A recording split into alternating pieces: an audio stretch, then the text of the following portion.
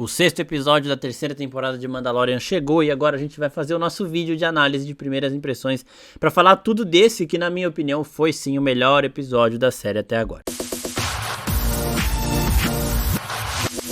E aí, seus geeks, tudo certo? Eu sou o Marcos Veloso e hoje é dia da gente falar do melhor episódio da temporada, né, até o momento, que é esse sexto episódio. Finalmente chegamos ao episódio dirigido por Bryce Dallas Howard, né? Desde da primeira temporada de Mandalorian, em um livro de Boba Fett também, ela é quem dirige os melhores episódios de cada ano e aqui não foi diferente. Ela entregou um episódio cheio de surpresas e bastante divertido. Antes de eu começar a falar sobre isso, eu quero pedir para vocês se inscreverem no nosso canal. E se vocês gostarem do conteúdo do vídeo depois, curtam aqui para chegar em mais pessoas também. E também, né, tem que avisar que tem spoiler, então se você ainda não assistiu o episódio, vai lá no Disney Plus, assiste e depois volta pra cá. Bom, agora vamos falar do episódio em si, o episódio de Bryce Dallas Howard. Ela sempre dirige os melhores episódios. Em um dos vídeos de análise aqui dessa terceira temporada, eu até falei que eu queria logo o episódio da Bryce Dallas Howard e ele chegou. Né? E a primeira coisa aqui, uma das marcas assinadas dela é um romance alien, né? Ela começa esse episódio com um romance alien, mas só pra nos mostrar que os Mandalorianos que seguiam a Bo-Katan quando ela aparece na primeira temporada de Mandalorian, primeira ou segunda, né? Quando ela aparece em Mandalorian ali, eles estão agora vivendo como mercenários. O nome do episódio é Guns for Hire, né? Que são mercenários. Esse romance alien aí do começo é pra mostrar isso e pra mostrar que eles têm uma embarcação imperial. Então, eles são um povo guerreiro, eles têm bastante número ali e eles realmente são uma das forças desta galáxia. E a gente vê que esse grupo de Mandalorianos, como a própria Bo-Katan já tinha avisado o Din no começo dessa temporada, eles estão agora sob nova direção. Quem comanda eles é o X-Wolves e agora ele comanda por quê? Porque a Bo-Katan, ela tinha essa missão de conquistar o Darksaber para recuperar Mandalore, e quando o Din Djarin pega o Darksaber, ela perde isso e ela perde o respeito do povo dela. Por isso que ela estava sozinha aqui, porque ele passou a comandar todos estes Mandalorianos e ela precisa recuperar isso, porque agora ela está seguindo a missão que a armeira deu a ela. E aí eles chegam no planeta chamado Plazir 15, que tem uma puta de uma vibe Coruscant. É um planeta tecnologicamente muito avançado, com mecanismos de defesa naturais ali muito fortes, né? Mecanismos tecnológicos naturais muito fortes do planeta. Então eles já chegam com a nave, eles entram em órbita e a nave já é tomada e passa a ser controlada pelo planeta, pelas pessoas ali que comandam isso tudo. E aí eles não têm mais um livre-arbítrio, eles têm que fazer o que os líderes dessa nação querem que eles façam. Este é um planeta que também não é afiliado à Nova República, então eles têm que ter formas de se defender, e eles têm sim essas defesas mecânicas muito fortes. Além disso, tem uma frota inteira de Mandalorianos ali para fazer a segurança caso necessário. E aí que começam as grandes surpresas deste episódio. Eles entram na sala e os soberanos dessa nação são simplesmente a Lyso e o Jack Black, e puta que pariu, a Lyso tem um estilo absurdo e ela faz o que todo mundo faz na primeira vez que vê esse carinha aqui. Pede pra segurar ele no colo, né? E ela já sabe como conquistar a criança, aí com comida, ele vai dar aquele pulinho muito fofo. E esse episódio tá cheio de momentos de família, pra quem adora a fanfic da Bo-Katan, do Din Djarin e do Grogu como papai, mamãe e filhinho, né? Primeiro que quando eles chegam lá, o Grogu tá do lado da Bo-Katan na nave, não do lado do Din Djarin. Ele sempre é grudado com o Din e agora ele vai mostrando também um pouco mais de familiaridade com ela. No episódio lá do treinamento, ela já tinha tido aquela relação de dar conselhos a ele e tudo mais, e isso vai se fortalecendo. O Din Djarin a todo momento apoiando a Bo-Katan e ela também retribuindo esse apoio pra ele. Toda vez que alguém contesta um dos dois, o outro vai lá e intervém e protege. Então tá bem legal essa relação de todos eles. E aí nós temos, neste planeta vibe Coruscant, uma vibe de investigação no episódio, uma parada policial bem divertida, que também, quando eles descem pro submundo ali, parece também aquela parte mais subúrbio de Coruscant, que era muito foda nos episódios de Clone Wars que aparecia isso. E antes da gente chegar nessa ação policial de investigação e tudo mais, que é muito positiva, nós temos uma outra participação especialíssima, que é de Christopher Lloyd, o Doc de Volta para o Futuro. Toda a ficção científica que ele aparece, ele tem um grande destaque. Ele já apareceu em Rick and Morty, apareceu em The Big Bang Theory, não é ficção científica, mas é uma série que trata muito disso também.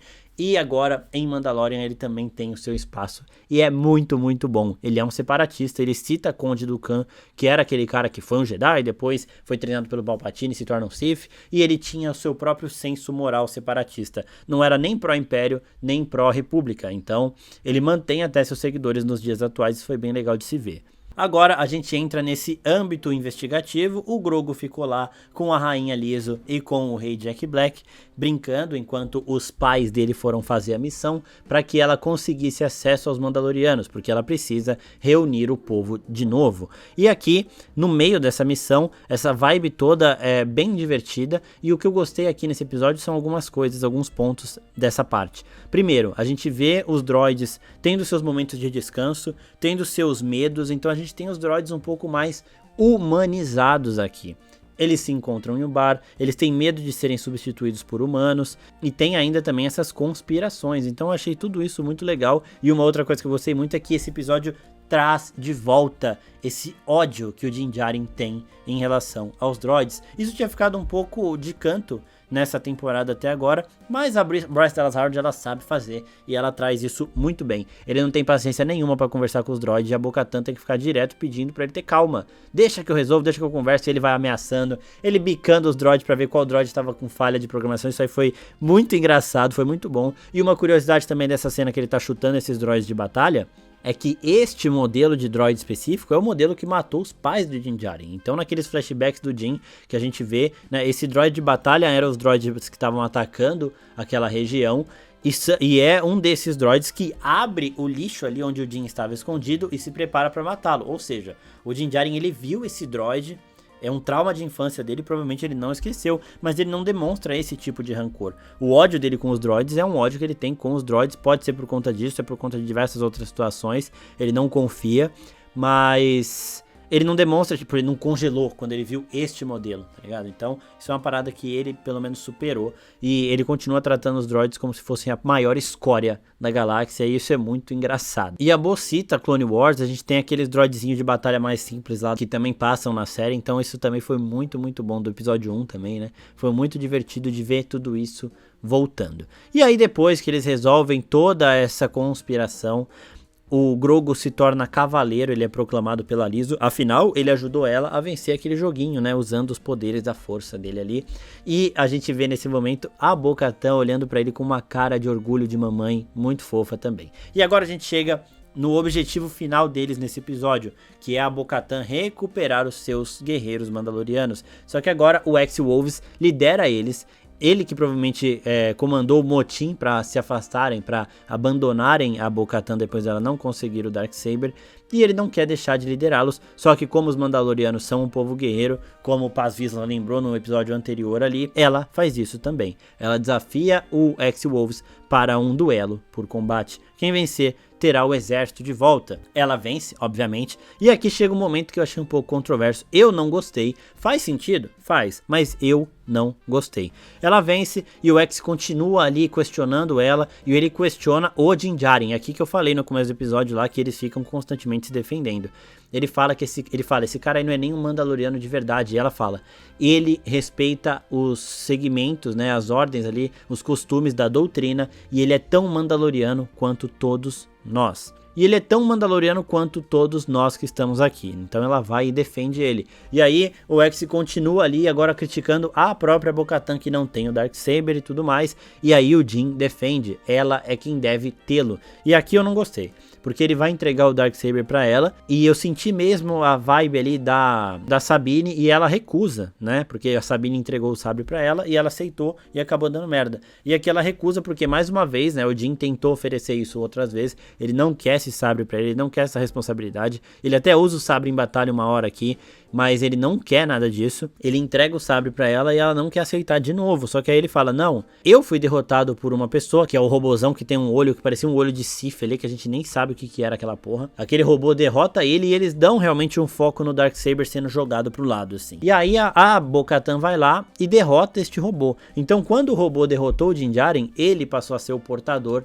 do Darksaber, e quando ela derrota ele, ela passa a ter isso por direito. Isso aí faz sentido, sim, mas eu não gostei. Tipo, quando ele tenta oferecer e ela fala, não posso receber, ele fala, não, você terá o Darksaber. Eu gostaria que fosse no sentido de, tipo, o Din Djarin virar pra ela e falar, eu sou a sua espada juramentada agora, eu vou fazer tudo o que você quiser, então é como se o Darksaber fosse dela, mas ainda pertencendo a ele, sabe? Diretamente, o Darksaber continuaria com o Din, só que juramentado a ela, ou seja, o Din Djarin fala, eu tenho o Darksaber, eu conquistei ele por batalha, só que eu farei tudo que a Bo-Katan quiser, ela é a minha líder, ela conquistou o meu respeito a esse ponto, né? Então o Darksaber seria dela, mas ainda pertencendo ao Din Djarin. Esse é o mesmo princípio que a gente vê em Harry Potter, por exemplo, com a varinha das varinhas, que o portador, quem mata o portador da varinha das varinhas é que pega ela, e aí tem toda essa confusão com o Snape, com o Draco, com o Voldemort e tudo mais.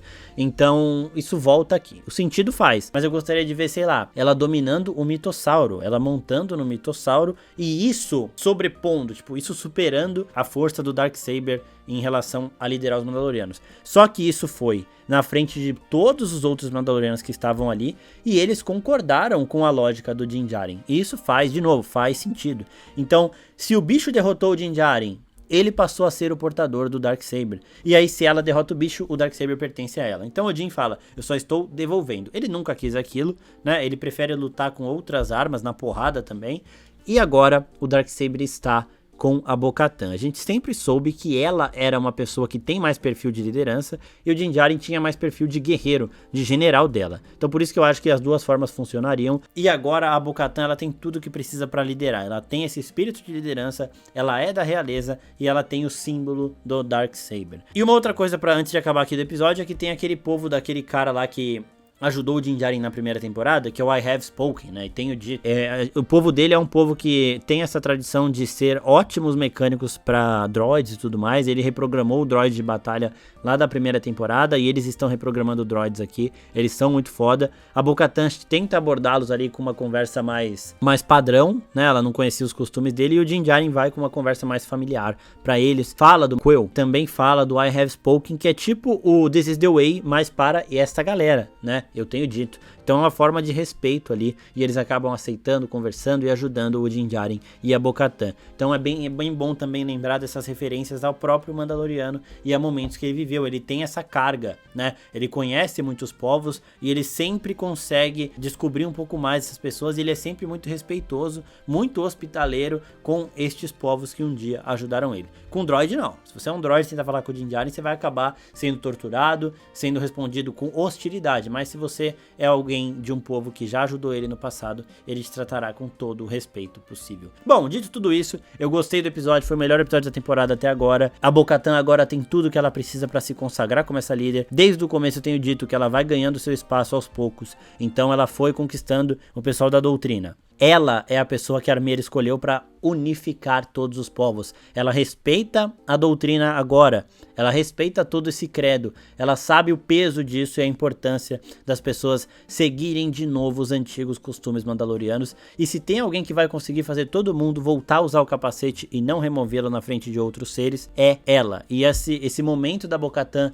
reunindo todos os mandalorianos começa aqui, e a tendência é que ele cresça. A temporada está chegando ao fim, se eu não me engano tem mais 2 ou 3 episódios, não sei se são 8 ou 9, mas está chegando no final, e esse final provavelmente teremos sim a Bo-Katan conseguindo esse povo ao lado dela, para depois na próxima temporada, numa próxima temporada de Mandalorian, eles chegarem para repovoar este planeta e para reconquistar toda a glória deste povo guerreiro. Eu ainda acredito que no futuro veremos este carinha aqui como sendo aquele que vai juntar os Mandalorianos e os Jedi de novo, porque ele caminha entre os dois povos. Do mesmo jeito que a Bo-Katan caminha entre os fanáticos respeitosos da doutrina e aqueles mais liberais, o Grogu caminha entre os Mandalorianos e os Jedi. Então eu acho que uma história maior é reservada a ele. Eu acho que ele vai ser o ponto principal do grande evento que vai unificar todas essas séries do Filoniverse. A grande líder de Mandalorian é a pessoa que mais combina com esse cargo. Bo-Katan, ela tem todo esse senso de liderança e ela tem todos os requisitos necessários para ser a grande rainha. Ela tem o nome real da realeza, né? Ela é até chamada de princesa pela Lizzo nesse episódio. Ela tem essa imposição de líder e ela tem agora também o Darksaber. Adorei, o melhor episódio da temporada até agora. A temporada caminha para o final. Se você gostou do vídeo, curte aqui, se inscreve no nosso canal também. E muito obrigado, pessoal. Até a próxima. Tchau, tchau.